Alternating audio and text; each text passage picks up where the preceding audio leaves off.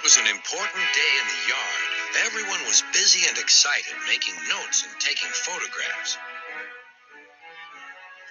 A special visitor had arrived and was now the center of attention. "Who is that?" whispered Thomas to Duck. "That," said Duck proudly, "is a celebrity." "A what?" asked Percy. "A celebrity is a very famous engine," replied Duck. "Driver says we can talk to him soon."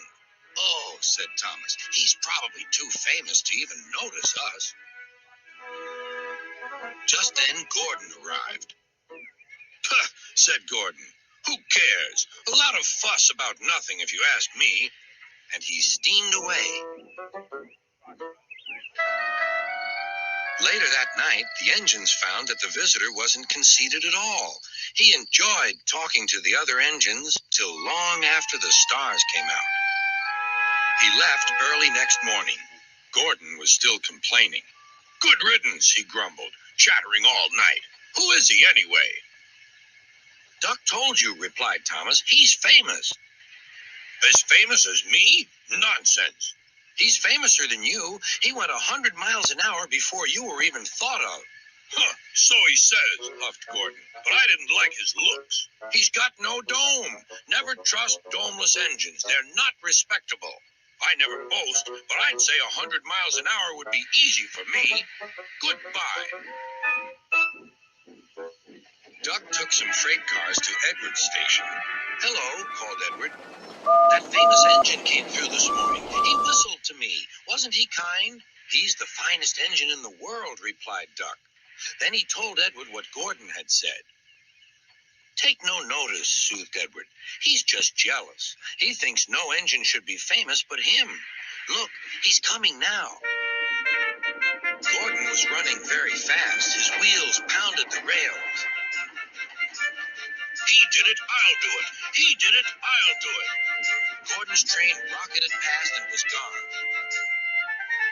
"He'll knock himself to bits," chuckled Duck.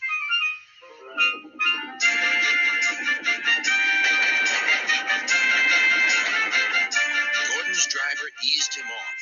"Steady, Gordon. We aren't running a race." "We are then," said Gordon, but he said it to himself. Suddenly, Gordon began to feel a little strange. "The top of my boiler seems funny," he thought. "It feels as if something is loose. I'd better go slower." But it was too late. On the viaduct, they met the wind. It was a teasing wind which blew suddenly in hard puffs. Gordon thought it wanted to push him off the bridge. "No, you don't," he said firmly. But the wind had other ideas. It curled round his boiler, crept under his loose dome, and lifted it off and away into the valley below. Gordon was most uncomfortable. The cold wind was whistling through the hole where his dome should be, and he felt silly without it. At the big station, the freight cars laughed at him. Gordon tried to wheesh them away, but they crowded round no matter what he did. On the way back to the shed, he wanted his driver to stop and fetch his dome. "We'll never find it now," said the driver. "You'll have to go to the works for a new one." Gordon was very cross.